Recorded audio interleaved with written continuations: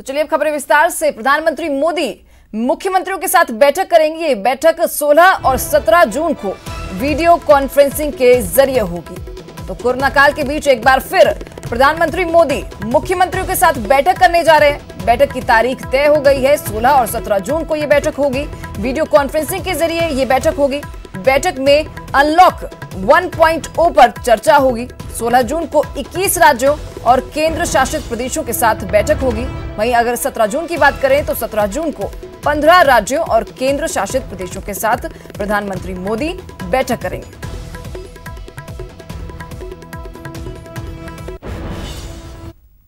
कांग्रेस ने बीजेपी पर लोकतंत्र की हत्या करने का आरोप लगाया है। जयपुर में कांग्रेस प्रवक्ता रणदीप सुरजेवाला के साथ ही सीएम गहलोत और डिप्टी सीएम सचिन पायलट ने भी केंद्र सरकार पर हमला बोला और दावा किया कि राजस्थान में उनकी दाल नहीं गलने देंगे।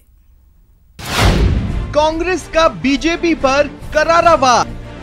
जनता देख चुकी है उनकी हरकतों को, उनकी सोच को, किस प्रकार से वो फासिस्टी सोच के साथ में चल रहे हैं। लोकतंत्र की हत्या में जुटी केंद्र सरकार। वो प्रजातंत्र को ध्वस्त करने में, वह लोकतंत्र का चीरहरण करने में पूरे देश में लगे हैं।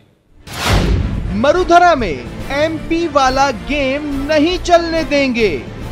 कोई भी अगर भ्रम फैलाने की कोशिश कर रहा है, भ्रमित करने की कोशिश कर रहा है, तो वो सिर्फ अपना टाइम जाहिर कर रहा है। केंद्र की हर साजिश का मुंह तोड़ जवाब देंगे।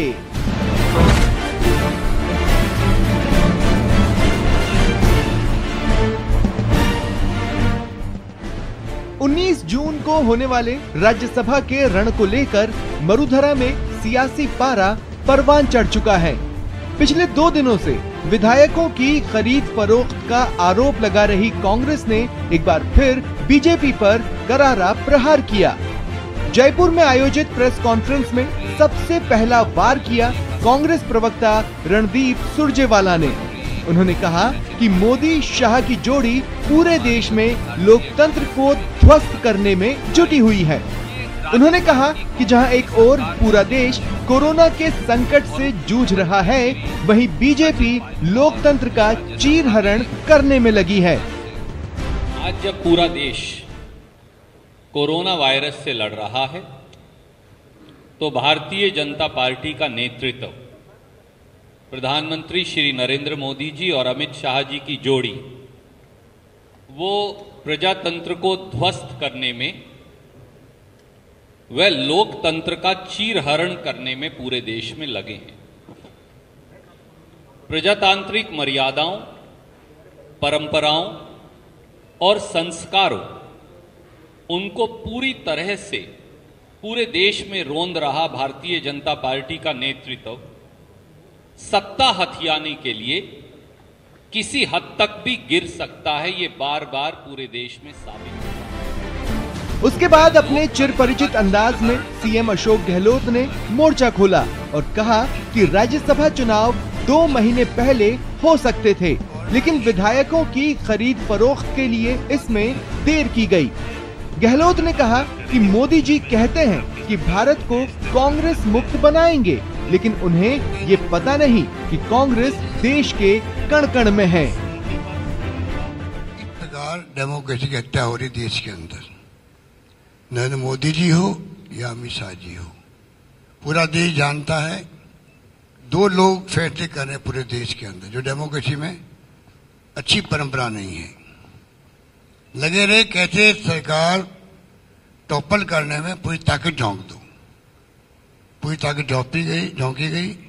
तमाशा सबने देखा, वो आपके सामने। ये हालात में आज देश चल रहा है। कांग्रेस पार्टी का अपना इतिहास शानदार, कुर्बानी का, त्याग का, बलिदान का। मोदी जी कहते थे कांग्रेस मुक्त भारत बनाएंगे। कांग्रेस मुक्त कभी होगी नहीं देश से, देश के रग रग में घुसी हुई है, देश के डीएनए के अंदर है। पर मोदी जी, उनकी सरकार, उनकी पार्टी, वो नेताबूत कभी हो जाए तो आश्चर्य नहीं करना चाहिए, क्योंकि जनता देख चुकी है उनके कारनामों को, उनकी हरकतों को, उनकी सोच को किस प्रकार से वो फासिस्टी सोच के साथ में चल रहे हैं। अंत में डिप्टी सीएम सचिन पायलट ने कहा कि राजस्थान में कांग्रेस पूरी तरह एकजुट है और अपने हिस्से की दोनों राज्यसभा सीटों पर जीत दर्ज करेगी। उन्होंने केंद्र पर कोरोना संकट से निपटने में नाकाम रहने का भी आरोप लगाया। 19 तारीख को राज्यसभा के चुनाव हैं, 3 सीट के इलेक्शंस हैं और 4 उम्मीदवार हैं। कांग्रेस पार्टी का स्वतः ही पूर्ण बहुमत है दोनों सीट कंफर्टेबली जीतने का, लेकिन आंकड़े दिखाते हैं कि हमारे को समर्थन करने वाले दल, निर्दलीय विधायक जो पिछले 1.5 साल से कांग्रेस पार्टी की सरकार को समर्थन कर रहे हैं, वो पूरी ताकत के साथ हमारे दोनों उम्मीदवारों के साथ खड़े हैं। राज्यसभा चुनावों के अंदर हमारे दोनों उम्मीदवार वेणुगोपाल जी और नीरज दांगी जी यहां से चुनाव जीतकर जाएंगे। इसमें किसी को कोई किसी प्रकार की आशंका नहीं होनी चाहिए।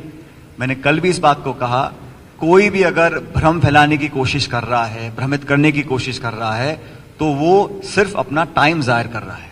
इस चुनौतीपूर्ण समय में किसी को बेवजह आकलन करने की जरूरत नहीं है, क्योंकि राज्यसभा के चुनाव पहले होने थे, लॉकडाउन हो गया, उसको पोस्टपोन किया गया। लेकिन हम लोग जानते हैं कि जो सरकार चलाने का काम हो रहा है उसमें सभी विधायकगण हमारे साथ खड़े थे, खड़े हैं और खड़े रहे। इस प्रेस कॉन्फ्रेंस में जिस तरह से एकजुट होकर कांग्रेस ने बीजेपी पर हमला बोला, उससे कई कयासों को विराम लग गए हैं। न्यूज़ 18 के लिए जयपुर से गोवर्धन चौधरी की रिपोर्ट।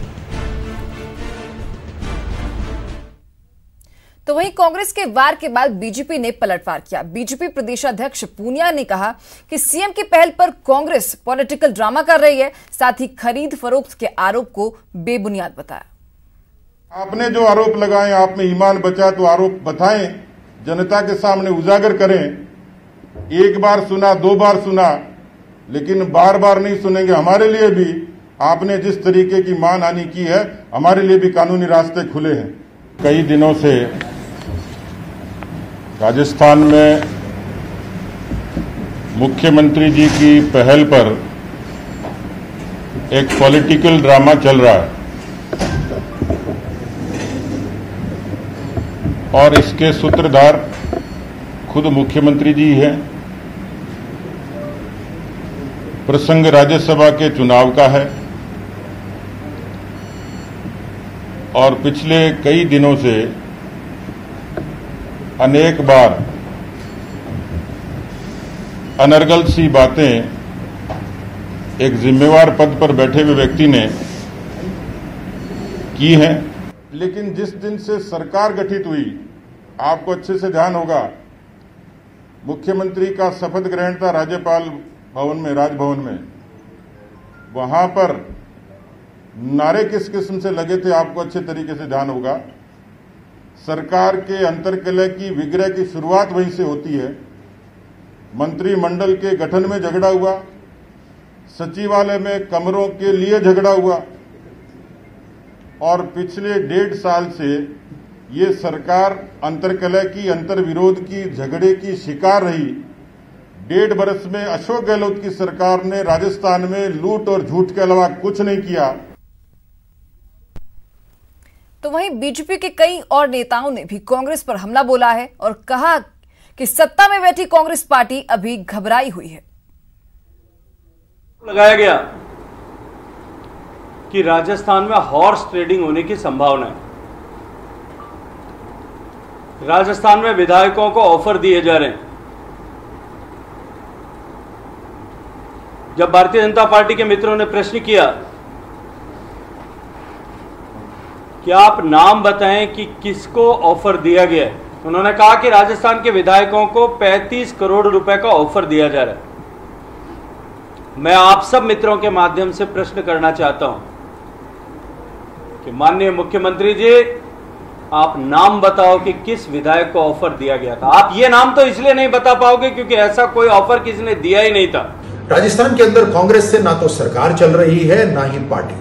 पूरे प्रदेश में पानी के लिए त्राही त्राही मची हुई है। बिजली में कटौती हो रही है, लेकिन बिलों में बढ़ोतरी हो रही है। आज किसान के पास ना पानी है ना ऋण माफी है, कानून व्यवस्था तो पूरी बिगड़ चुकी है, लेकिन आत्महत्या आज पुलिस वाले कर रहे हैं। आज राजस्थान के अंदर गुंडे खुले घूम रहे हैं, लेकिन विधायक कैद हैं। कभी सरकार आदेश देती है सीमा बंद करने की, कभी सीमा खोलने की। क्या कांग्रेस सरकार ने कभी अपने अलावा जनता का सोचा कि जनता पे क्या गुजरती होगी? उनके इन आदेशों से कितनी अफरा तफरी मचती होगी, कितनी अराजकता हो जाती होगी, दुकानों के सामने कितनी लंबी लाइनें लगती होंगी। लेकिन राजस्थान सरकार को न काम करना, न कोरोना को फैलने से रोकना। लेकिन यह ड्रामा रचना जरूरी है, क्योंकि सत्ता के लिए सब जायज है। क्योंकि राजस्थान में सब जानते हैं कि बसपा के विधायक कैसे लाए गए थे। कांग्रेस के अंदर तो गुटबाजी है, यह भी पूरा राजस्थान जानता है। जानता ही नहीं, इसकी सजा भी भुगत रहा है। लेकिन ये खेल रचना जरूरी है, क्योंकि दिल्ली में बैठे लीडरों को दिखाना है। कांग्रेस को चिंता है, इसलिए कांग्रेस ने सभी एमएलएज को, अपने एमएलएज को और दूसरी पार्टी के एमएलएज को बाड़ाबंदी की है। आज 200 से ज्यादा लोगों के आमोद प्रमोद का प्रबंधन सरकार की सरपरस्ती में हो, इससे बड़ा दुर्भाग्य कुछ हो नहीं सकता। अपने ही अंतरकले में डूबी हुई सरकार आज भारतीय जनता पार्टी को देखकर निशाना साध रही है। मैं समझता हूं गंगा मेली कहां से हुई, इसकी जांच निश्चित तौर पर राजनीतिक तौर पर कांग्रेस आलाकमान को करनी चाहिए।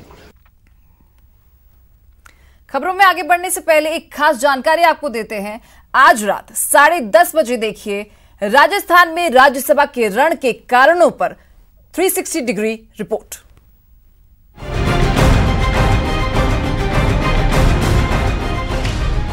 विधायकों की बाड़बंदी, तोड़फोड़ का डर के चलते ड्रामा या वोटिंग में ड्रामे का डर।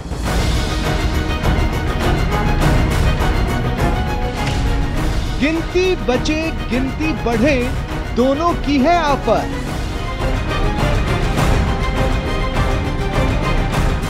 ऊंचे सदन के लिए नीची है सियासत।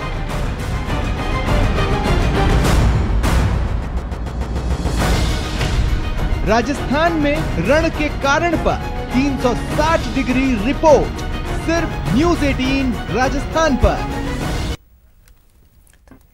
ब्रेक के बाद एक बार फिर आपका स्वागत है। कोरोना वायरस संकट के बीच कांग्रेस नेता राहुल गांधी ने पूर्व अमेरिकी राजनयिक निकोलस बर्न्स से बात की। इस दौरान राहुल गांधी ने निकोलस बर्न्स से कई मुद्दों पर बात की, जिसमें भारत और अमेरिकी संबंध का मुद्दा भी चर्चा में शामिल रहा। I think the Indian American community is a real asset for us and an asset for you. So it's a joint asset, and it's a good bridge to have. How does one think about that going forward? Well, I think that to mention something you said before, Rahul, our military relationship is very strong. If you think about the U.S.-India naval and Air Force cooperation in the Bay of Bengal and throughout the entire Indian Ocean region, we're really together, and this gives me hope. But you're right, it can't be just about that. And so my advice would be, but I would look forward to your thoughts, is keep the doors open to each other.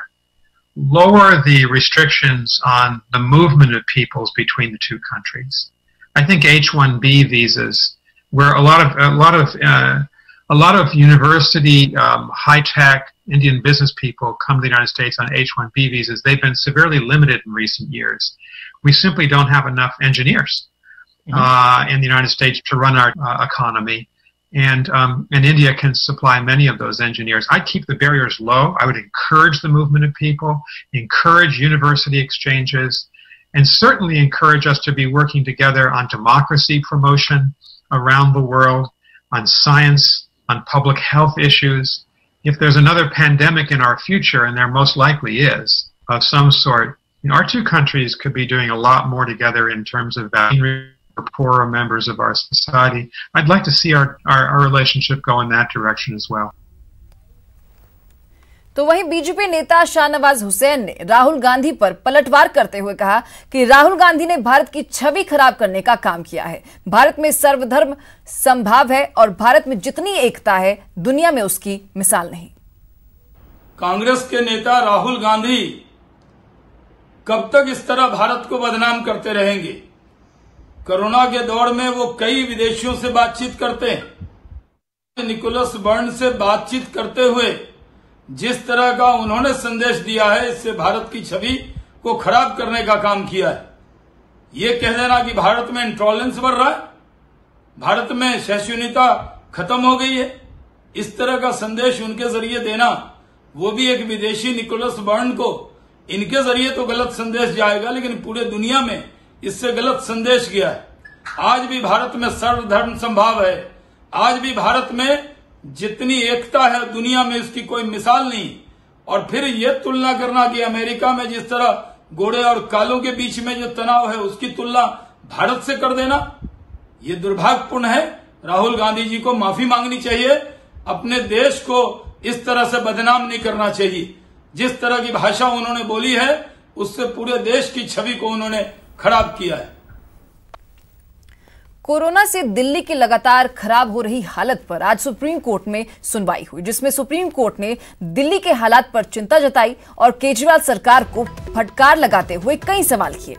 Supreme court ने कहा कि दिल्ली में भयानक हालात हैं और फिर भी दिल्ली में मुंबई और चेन्नई से कम टेस्ट किए जा रहे हैं। इसके अलावा कोर्ट ने अस्पतालों में जारी अव्यवस्था पर भी चिंता जाहिर की और कहा कि परिजनों को समय पर शव नहीं दिए जा रहे और शवों के साथ अस्पतालों में मरीज भी रहने को मजबूर हैं। अस्पतालों में बेड खाली हैं, लेकिन जरूरतमंदों को बेड नहीं दिए जा रहे, यहां तक कि मरीजों को ऑक्सीजन भी नहीं मिल रही है। इस मामले में सुप्रीम कोर्ट ने अब दिल्ली की केजरीवाल सरकार से जवाब मांगा है। लेते हुए कुछ ऑब्जर्वेशंस दिया है। दिल्ली की सुप्रीम कोर्ट ने, भारत की सुप्रीम कोर्ट ने बहुत सख्त टिप्पणी की है दिल्ली सरकार के ऊपर। सुप्रीम कोर्ट ने कहा है और बड़े स्पष्ट शब्दों में कहा है कि दिल्ली की स्थिति भयावह है। कुछ प्रश्न भी सुप्रीम कोर्ट ने दिल्ली की सरकार से पूछा है। उन्होंने कहा है जब एक तरह से रफ्तार के साथ कोविड आगे बढ़ रहा है, इस परिस्थिति में टेस्टिंग को कम करने की आवश्यकता क्या थी। बाकी राज्यों में और बाकी शहरों में टेस्टिंग को बढ़ाया जा रहा है, 15,000 से 17,000 टेस्टिंग किए जा रहे हैं, किंतु दिल्ली में आज क्या कारण है कि 5,000 या उससे भी कम टेस्टिंग की जा रही है।